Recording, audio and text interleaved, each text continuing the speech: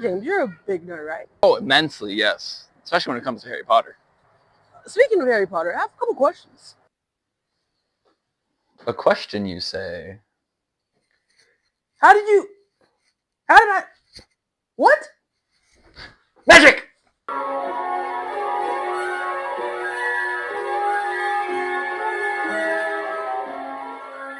I was studying for Huskies, and the hypoglossal nerve came up. That's the nerve that controls the muscles of the tongue, right? Right.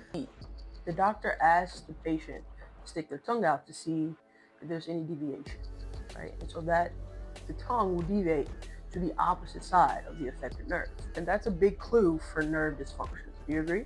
That would, yeah. That's what we learned from Amos. That is true. So me and my friend, the spell that came up was language, but it sticks your tongue to the roof of your mouth. Yes, I'm familiar with the spell. Sorry. Thank you. Yeah, no problem. So the tongue is going to go to the roof of the mouth. There's no neurological condition where the tongue actually glues itself to the palate. But it's a fun comparison that Rowling basically took the idea of losing motor control and exaggerated it into a spell. You know, I do like this topic because being a medium-sized Harry Potter fan, I've seen how Hogwarts has been lacking academically. There's no math, there's no basic sciences, there's no anatomy. Kids go for 9 months of the year, and they have to know more than just 2 spells at the end of it and some new form of PTSD. Right. So my thoughts on making Hogwarts an actually accredited institution is that the reason it takes so long to do spells is they go in depth on the anatomy of the spells, trying to get into that scientific nitty-gritty. Right. So you're talking about losing motor control with Crayon number 12. The spell that comes to my mind is Petrificus Totalis. Petrificus Totalis. You're a little scary sometimes.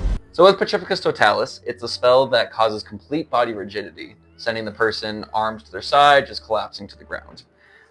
So to me, that looks like a complete loss of motor control of the body, sending every muscle into tetany at max capacity. But now for the sensory portion. So in the books, Death Eaters have used this spell to freeze opponents and then will proceed to torture them, which shows that they still have full sensory reaction. So I believe that this spell targets the thalamus of the brain, specifically the primary motor prefrontal cortex. So sensory neurons in the skin still register that feeling and sensation of the body and sends those signals up the central nervous system. The brain then integrates that sensory information and creates a motor plan to execute a response. So afferent and efferent pathways, right? Sensory going up, motor coming down. So the brain sends those signals to the primary motor cortex, which then creates the motor response the body does. So I believe that this spell, when you cast it, it simply turns off that response generator. And then keeping up with muscular changes, Expelliarmus. 3. Expelliarmus. So for that one, we have to go back to the brachial plexus. So the plexus is a large group of nerves from C5 to T1 in the neck area that innervates muscles from your shoulder down to the fingertips.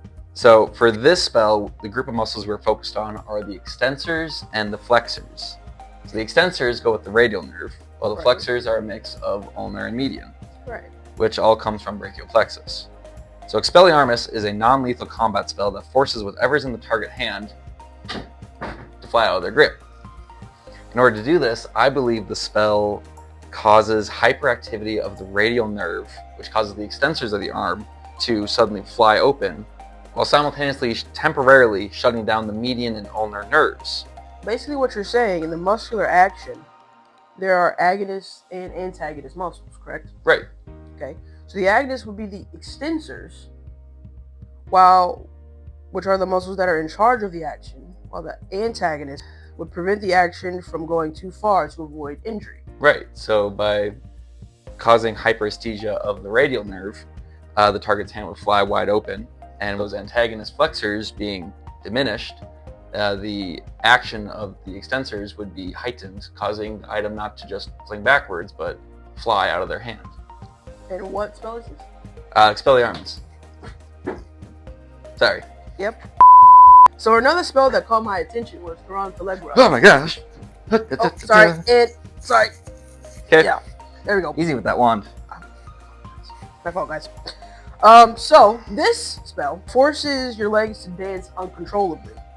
If you think about it, it looks a lot like tremors or involuntary movements seen in neurology.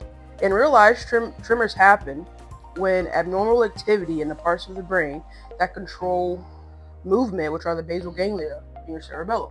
Now, these areas normally fine-tune muscle activity, but when something goes wrong in conditions like Parkinson's disease, the result can be shaking, twitching, or movement you can't stop. So, Tarantellegra, Oh my gosh.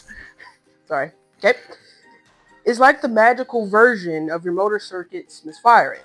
Instead of a subtle hand tremor or leg shake, it exaggerates it into a full-blown dance party that you can't control.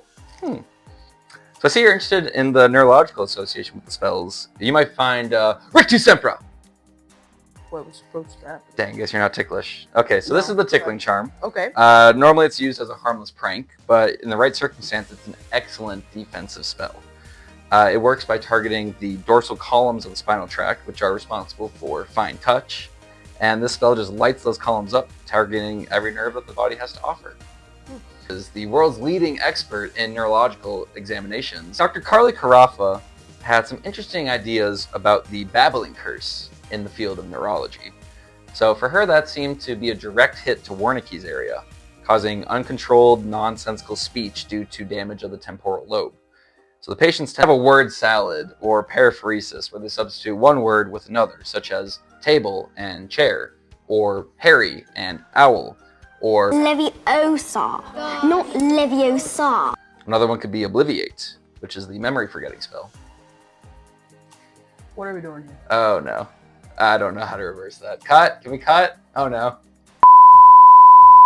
Which is the memory forgetting spell.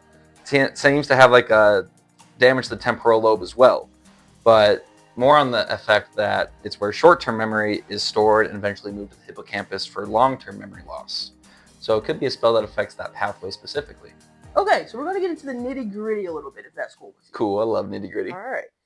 So I want to get into the unforgivable curses. Ooh, Right? big boys. They remind me a lot of what the terrible T's in chiropractic are associated with, such as like our thoughts, our traumas, and our toxins.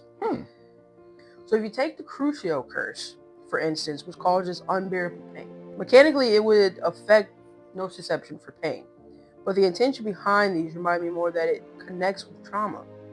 Whether it's a big injury or micro traumas we see from day to day, whether that's walking or just possibly chronic ankle sprains, right? Both can overwhelm the body and the nervous system. The one performing it is also losing a part of themselves in the process. The unforgivable curses. The reason that they are unforgivable is the intention behind them. If I were to cast the killing curse on you right now, Avada Kedavra, you would just not die. You might feel a small tickle at most on the back of your neck because I don't want you dead. Right? No. In order to cast an unforgivable curse that's full power, whether that's killing curse or Crucio, one has to truly mean it. And like you said, remove part of their own soul in the process. Yeah. So kind of connecting back to those terrible T's that you mentioned, I think a good theory could be that one person's thought of truly meaning one of these curses could affect another person's trauma, causing that pain or that death. I didn't think about it that way. Careful where you point your wand.